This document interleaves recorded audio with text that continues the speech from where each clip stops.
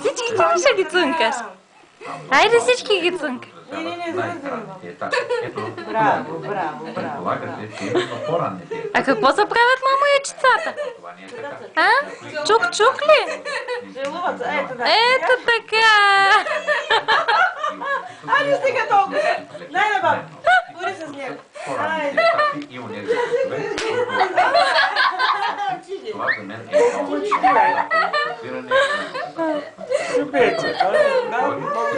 Айде, обели го сега. Може да си го обелиш? Ще белиш?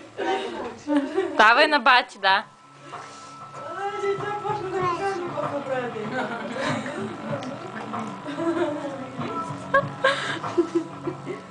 През 1994 година журналистът Джонатан Лайнер публикува Топката на ефинките, една книга за изучаването на ефинките, обитаващи островите Галапагос.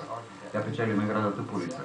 Лайнер твърди, че ефинките представляват най-добрата и най-подробна демонстрация, която ни е известна за силата на дарвиновия процес на естествен подбор. Подобни твърдения са изказани в много учебници по биология.